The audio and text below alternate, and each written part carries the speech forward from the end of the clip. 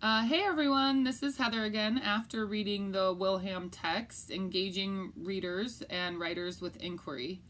I really enjoyed this book and strongly wish someone would have given me this as a guide when I began my PBL journey 5 years ago. I think it was a really concise guide in simple explanations to a very complex process. It didn't necessarily change my definition of inquiry, but it definitely broadened and deepened my pedagogy with regards to the inquiry process. It really reinforced that I do have an inquiry-driven classroom and supported my beliefs as to why this teaching method is so meaningful to not only my students but to myself.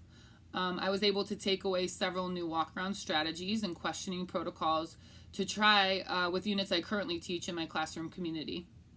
I will absolutely be utilizing the questioning the author strategies presented in Chapter 6 with my ELA content next year.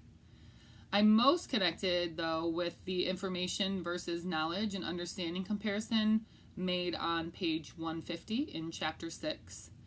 I feel strongly that giving information, or baby birding, as I call it, is not an effective method of instruction. When things only count in your classroom and have no real-world application, your students aren't engaged and they really have no purpose to learn what you're teaching them. I appreciated the guidelines and examples provided by Wilhelm overall. I would really encourage anyone that's interested in trying inquiry to start small. Take one lesson or one question and try using one of the strategies presented in the text or in our Prezi. I found the PBL process so overwhelming at first, and I really was never sure if I was doing it right. Come to find out, there is not one way that is correct to teach inquiry. It is based off of your students' needs and engaging conversations that you have with them in the classroom. We worked really hard as an entire school to fine-tune our PBL and PRBL process through collaboration with my colleagues. I would have felt so much more at ease in the beginning of my career with such a simplistic guide as Wilhelm has provided in this text.